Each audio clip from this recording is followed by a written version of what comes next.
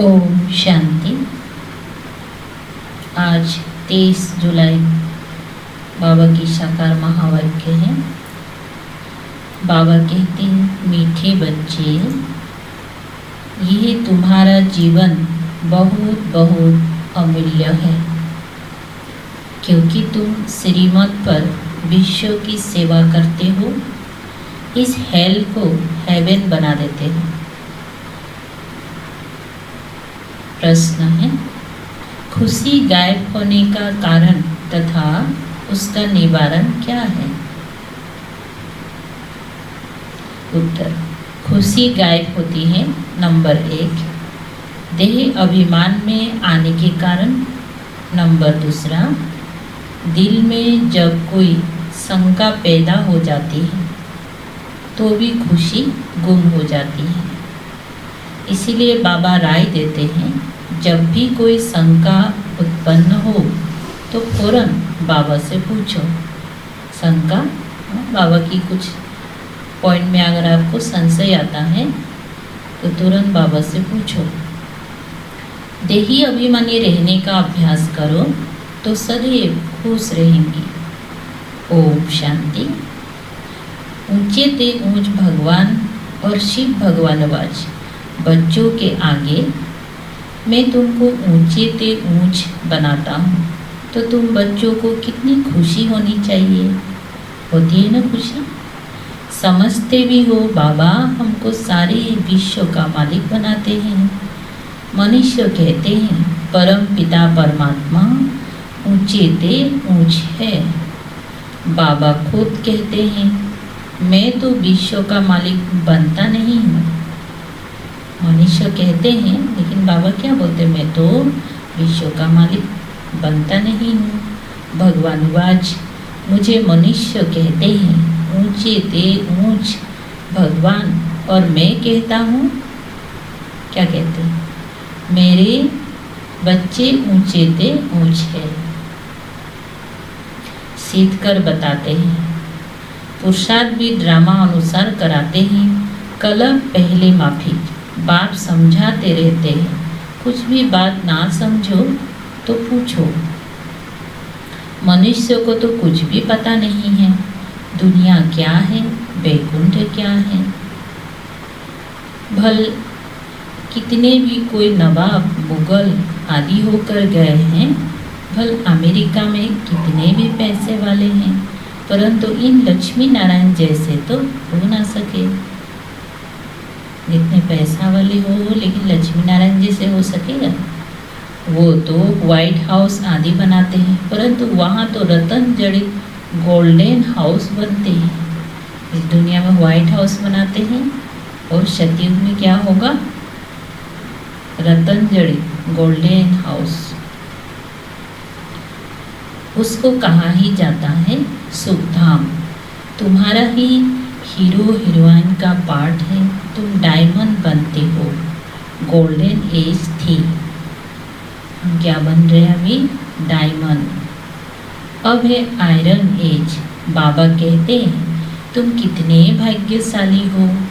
भगवान खुद बैठ समझाते हैं, तो तुमको कितना खुश रहना चाहिए। तुम्हारी ये पढ़ाई है ही नई दुनिया के लिए। ये तुम्हारा जीवन बहुत अमूल्य है, क्योंकि तुम विश्व की सर्विस करते हो। बाप को बुलाते ही हैं कि आकर हेल को हेवन बनाओ।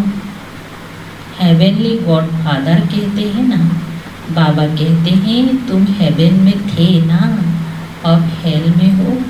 बाबा ने हम बच्चों को याद दिलाया ना कि हम ही स्वर्ग में थे, आज हम नरक में हैं। फिर बाबा ने ऐसे पढ़ाई पढ़ाते जिससे फिर से हम स्वर्ग में जा सकते हैं। फिर हेवन में होंगी। हेल शुरू होता है तो फिर हेवन की बातें भूल जाती हैं। ये तो फिर भी होगा। फिर भी तुमको गोल्डन एज से आयरन एज में जरूर आना है। बाबा बार बार बच्चों को कहते हैं, दिल में कोई भी शंका हो जिससे खुशी नहीं रहती तो बताओ। कोई भी बात में संशय आया तो बाबा क्या कहते हैं बताओ। बाप बैठ पढ़ाते हैं तो पढ़ना भी चाहिए ना। खुशी नहीं रहती है क्योंकि तुम देह अभिमान में आ जाते हो।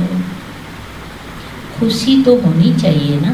बाप तो सिर्फ ब्रह्मांड का मालिक है, तुम तो विश्व के भी मालिक बनते हो। भल बाप को क्रिएटर कहा जाता है, परंतु ऐसे नहीं कि प्रलय हो जाती है फिर नई दुनिया रचते हैं। नहीं, बाप कहते हैं मैं सिर्फ पुरानी को ही नया बनाता हूँ, पुरानी दुनिया विनाश कराता हूँ, तुमको नई दुनिया का मालिक बनाता हूँ। मैं कुछ करता नहीं हूँ। ये भी ड्रामा में नून है। कोई बोलता नहीं भगवान ही सब कुछ कराता है, लेकिन बाबा क्या होते हैं, ये तो ड्रामा में नूंधा हुआ है, मैं कुछ नहीं करता हूँ। तुमको नई दुनिया का मालिक बनाता हूँ, मैं कुछ करता नहीं हूँ। ये भी ड्रामा में नून है। पति दुनिया में ही मुझे बुलाते हैं, पारसनाथ बनाता हूँ। तो बच्चे खुद पारसपुरी में आ जाते हैं, वहाँ तो मुझे कभी बुलाते ही नहीं। कहाँ नहीं बुलाते हैं?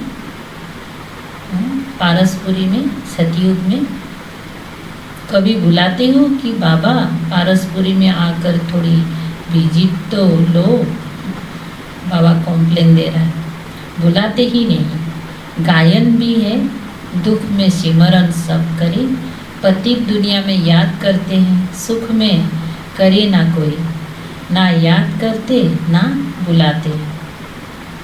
सिर्फ द्वापर में मंदिर बनाकर उसमें मुझे रख देते हैं।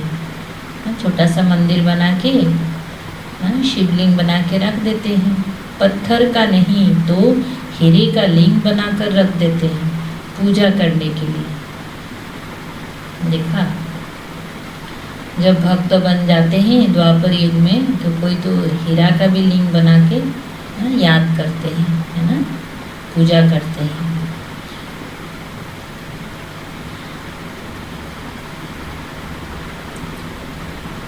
हीरे का लिंग बनाकर रख देते हैं पूजा करने के लिए। कितनी वंडरफुल बातें हैं। अच्छी तरह से कान खोलकर सुनना चाहिए, कान भी प्योर करना चाहिए। प्योरिटी फास्ट कहते हैं शेरनी का दूध सोने के बर्तन में ही ठहर सकता है, इसमें भी पवित्रता होगी तो धारणा होगी। कान कैसे पवित्र बनेगा? तो जितना हम बाबा की महावाक्य सुनते रहेंगी तो उतना क्या होगा, कान भी पवित्र होते जाएगा ना। बाप कहते हैं काम महाशत्रु है, इन पर विजय पानी है। तुम्हारा ये अंतिम जन्म है, ये भी तुम जानते हो। ये वही महाभारत लड़ाई है। कल्प कल्प जैसे विनाश हुआ है हूबहू अब भी होगा ड्रामा अनुसार।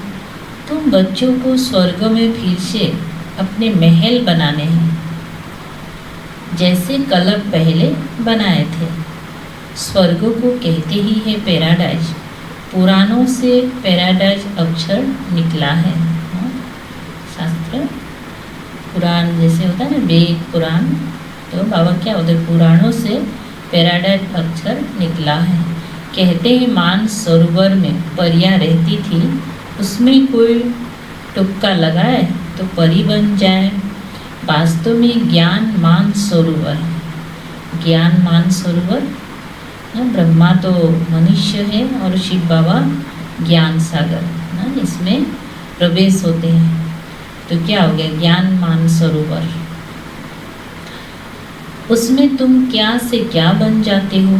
शोभनी को परी कहते हैं, ऐसे नहीं पंख वाली कोई परी होती है, ऐसे दिखाया जाता नहीं, परी में हमेशा पंख दिखाया है। जैसे तुम पांडवों को महावीर कहा जाता है, उन्होंने फिर पांडवों के बहुत बड़े बड़े चित्र, गुफाएं आदि बैठ पर दिखाए हैं। भक्ति मार्ग में कितने पैसा बर्बाद करते हैं। बाप कहते हमने तो बच्चों को कितना साहूकार बनाया, तुमने इतने सब पैसे कहाँ किए? भारत कितना साहूकार था। अभी भारत का क्या हाल है? जो 100% सॉल्वेंट था अब 100% इनसॉल्वेंट बन पड़ा है। अभी तुम बच्चों को कितनी तैयारी करनी चाहिए। बच्चों आदि को भी यही समझाना है कि शिव बाबा को याद करो। तुम कृष्ण जैसे बनेंगी। कृष्ण कैसे बना ये किसी को पता थोड़ी ही है। आगे जन्म में शिव बाबा को याद करने से ही कृष्ण बना। तो छोटे छोटे बच्चों को दिखाना है कृष्ण का चित्र कि ऐसी दुनिया में जाना है, ऐसे तुमको बनना है, इसलिए शिव बाबा को याद करो। तो तुम बच्चों को कितनी खुशी रहनी चाहिए, लेकिन अपार खुशी उन्हें ही रहेगी जो सदा दूसरों की खिदमत यानी सेवा में रहते हैं। दूसरे की कल्याण के लिए जो सेवा करते रहते हैं तो क्या वो उनको खुशी भी रहेगी। मुख्य धारणा चलन बहुत रॉयल हो। मुख्य धारणा क्या है? चलन बहुत बहुत रॉयल हो, खान पान बहुत सुंदर हो। तो बच्चों के पास जब कोई आते हैं तो उनकी हर प्रकार से खिदमत करनी चाहिए। स्थूल भी तो सूक्ष्म भी, जिस्मानी रूहानी दोनों करने से बहुत खुशी होगी। कोई भी आवे तो उनको तुम सच्ची सत्यनारायण की कहानी सुनाओ। शास्त्रों में तो क्या क्या कहानियाँ लिखती हैं। विष्णु की नाभि से ब्रह्मा निकला, फिर ब्रह्मा के हाथ में शास्त्र दे दिए हैं। अब विष्णु की नाभि से ब्रह्मा कैसे निकलते हैं? कितना राज है, कैसे निकलते हैं? विष्णु ही 84 जन्म के बाद ब्रह्मा बनते हैं और ब्रह्मा एक जन्म के बाद विष्णु बनते हैं। तो भक्ति में क्या दिखाया? नाभि से निकलते हुए। और कोई इन बातों को कुछ समझ ना सके, नाभि से निकलने की तो बात ही नहीं है। ब्रह्मा सो विष्णु, विष्णु सो ब्रह्मा बनते हैं। ब्रह्मा को विष्णु बनने में कितना समय लगता है? सेकेंड, सेकेंड लगता है। सेकेंड में जीवन मुक्ति कहा जाता है। बाबा ने साक्षात्कार कराया, तुम विष्णु का रूप बनते हो। सेकेंड में निश्चय हो गया। सबसे पहला क्या चाहिए हमको? निश्चय चाहिए ना। बाबा ने जो सुनाया इस ज्ञान को, निश्चय होने में कितना टाइम लगता है? सेकेंड। बाकी पुरुषार्थ तो पूरा जब तक जीते हैं तब तक हम पुरुषार्थ करते रहते हैं, लेकिन सेकेंड का निश्चय ही हमारा पुरुषार्थ के लिए नींव बनता है ना। विनाश साक्षात्कार भी हुआ। नहीं तो कलकत्ता में जैसे राजाई ठाट से रहते थे ना, ये ब्रह्मा का बारे में बता रहे हैं, कोई तकलीफ नहीं थी, बड़ा रॉयलिटी से रहते थे। अब बाप तुम्हें ये ज्ञान रत्नों का व्यापार सिखलाते हैं। वो व्यापार तो इनके आगे कुछ भी नहीं है, परंतु इनके पाठ और तुम्हारे पाठ में फ़र्क है ना। ब्रह्मा का पाठ और हम बच्चों में फ़र्क है। बाबा ने इसमें प्रवेश किया और फट से सब छोड़ दिया।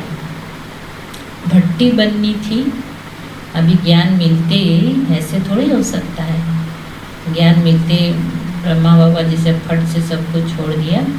तो बाबा ने क्या कहा कि उस समय भट्टी बनना था, यज्ञ का फाउंडेशन स्थापना होने का था, इसीलिए बाबा का पाठ ही था वो। तुमने भी सब कुछ छोड़ा, नदी पार कर आए भट्टी में पड़े।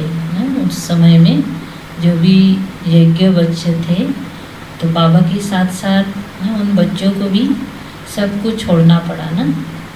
क्या क्या हुआ कोई की परवाह नहीं। कहते ही कृष्ण ने भगाया। क्यों भगाया? उनको पाठरानी बनाने। ये भट्टी भी बनी तुम बच्चों को स्वर्ग की महारानी बनाने के लिए। तो ये सब बातें फिर शास्त्र में क्या क्या लिख दिया।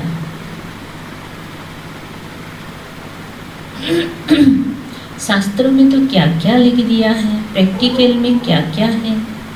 सो अब तुम समझते हो। भगाने की बात ही नहीं। कल पहले भी गाली मिली थी, नाम बदनाम हुआ था। ये तो ड्रामा है, जो कुछ होता है कलब पहले भाभी की। अभी तुम अच्छी रीति जानती हो, कलब पहले जिन्होंने राज्य लिया है वो जरूर आएंगी। बाप कहते हैं मैं भी कलब कलब आकर भारत को स्वर्ग बनाता हूँ। पूरा 84 जन्मों का हिसाब बताया है। सतयुग में तुम अमर रहते हो, वहाँ अकाले मृत्यु होती नहीं। शिव बाबा काल पर जीत पहनाते हैं, कहते हैं मैं कालों का काल हूँ। कथाएं भी है ना, तुम काल पर जीत पाते हो। तुम जाते हो अमर लोक में ऊंच पद पाने के लिए एक तो पवित्र बनना है, दूसरा फिर देवी गुण भी धारण करने हैं। अमर लोक है ना, सतयुग में जाने के लिए पवित्र बनना है और दूसरा देवी गुण भी धारण करना। अपना रोज पोता में रखो। रावण द्वारा तुमको घाटा पड़ा है, मेरी द्वारा फायदा होता है।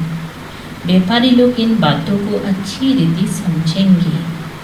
ये है ज्ञान रतन। कोई विरला व्यापारी इनसे व्यापार करे।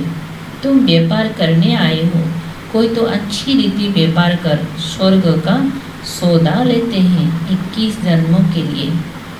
21 जन्म भी क्या, 50-60 जन्म तुम बहुत सुखी रहते हो, पदम पति बनते हो ना। 21 जन्म तो पूरा गारंटी के साथ, तो बोलते उससे भी ज़्यादा 50-60 जन्म तुम सुखी रहते हो। तो तुमको कितनी खुशी होनी चाहिए। बाबा कहते मैं कितना साधारण हूँ, तुम बच्चों को स्वर्ग में ले जाने आया हूँ। बुलाते भी हो, हे पतित पावन आओ, आकर पावन बनाओ। पावन रहते ही है सुख धाम में। शांति धाम की कोई हिस्ट्री ज्योग्राफी तो हो ही नहीं सकती है ना? वो तो आत्माओं का झाड़ है, सूक्ष्म वतन की कोई बात ही नहीं। बाकी ये सृष्टि चक्र कैसे फिरता है वो तुम जान गए हो। सतयुग में लक्ष्मी नारायण की डिनाइस्टी थी, ऐसे नहीं एक ही लक्ष्मी नारायण सिर्फ राज्य करते हैं, वृद्धि तो होती है ना। फिर द्वापर में वही पूज्य सो फिर पुजारी बनते हैं। मनुष्य फिर परमात्मा के लिए कह देते हैं, क्या कहते हैं, आप ही पूज्य है ना, आप ही पुजारी।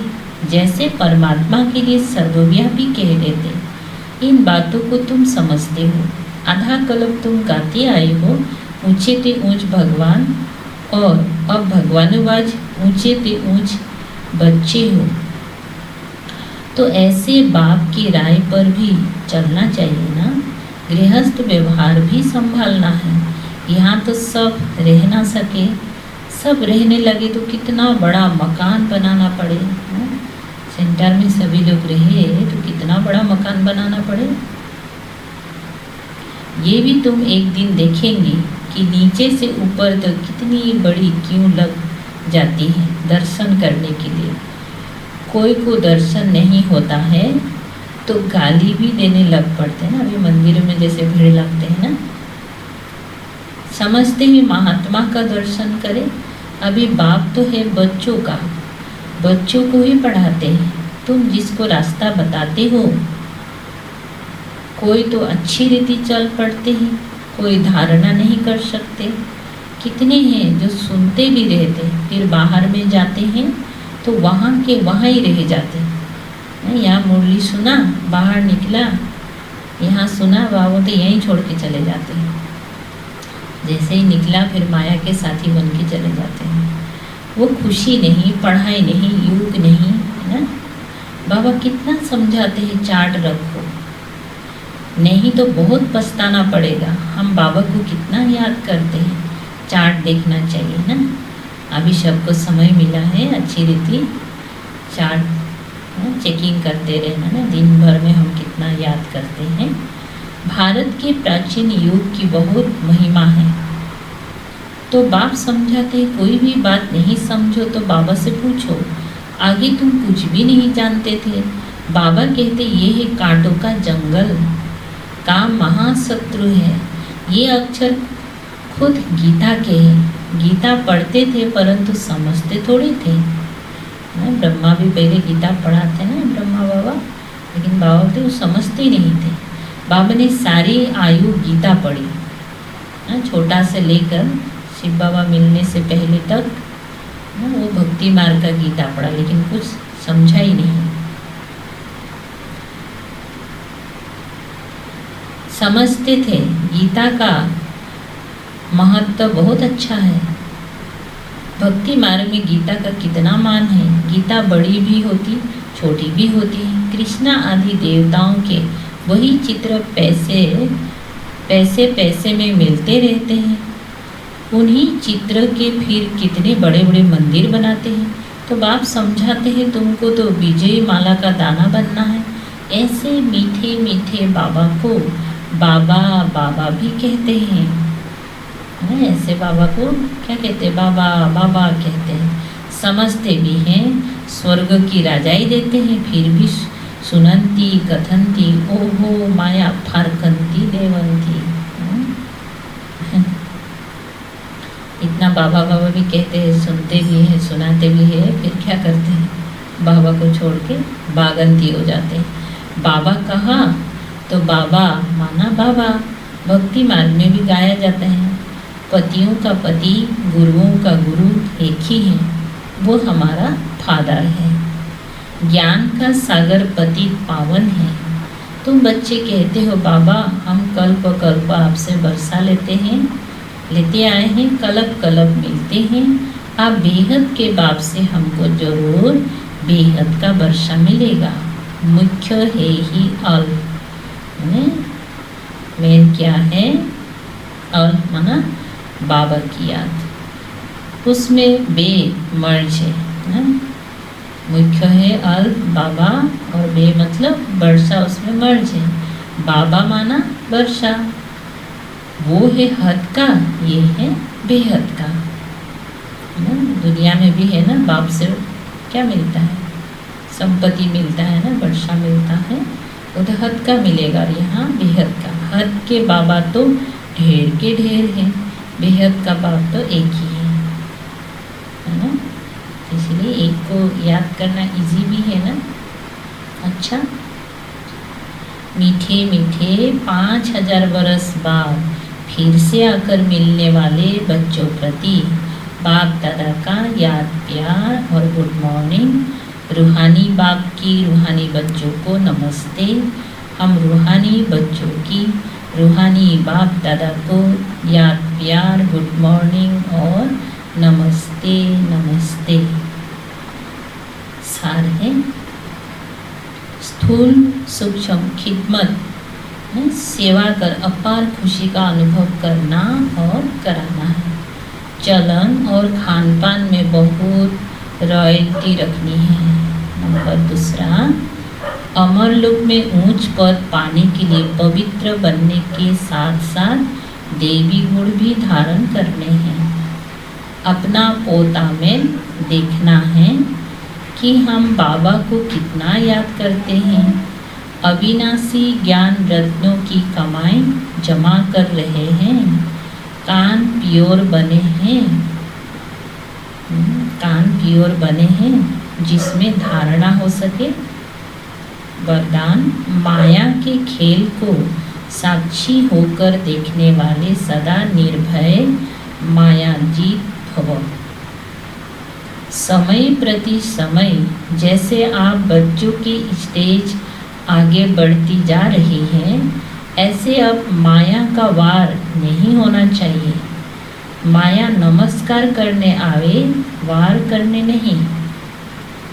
यदि माया आ भी जाए तो उसे खेल समझकर देखो। ऐसे अनुभव हो जैसे साक्षी होकर हद का ड्रामा देखते हैं। माया का कैसा भी विकराल रूप हो, आप उसे खिलौना और खेल समझकर देखेंगी तो बहुत मज़ा आएगा। फिर उससे डरेंगी व घबराएंगी नहीं। खेल में डरना घबराना का बात नहीं है ना, मज़ा आता है। तो माया आता है तो भाव खेल समझकर देखो। जो बच्चे सदा खिलाड़ी बनकर साक्षी हो माया का खेल देखते हैं वो सदा निर्भय व मायाजी बन जाते हैं। स्लोगन, ऐसा स्नेह का सागर बनो जो क्रोध समीप भी ना आ सके। ऐसा स्नेह का सागर बन जाओ। तो क्रोध तो जैसे सागर में आग थोड़ी जा सकता है, जैसे जाएगा बुझ ही जाएगा। तो बाबा बोलते तुम स्नेह का सागर बनो, क्रोध तो आग है ना, तो क्या होगा, उनका सामने आने ही नहीं सकेंगे। ठीक है ना। ओम शांति। 2 मिनट योग कर लेते हैं ना।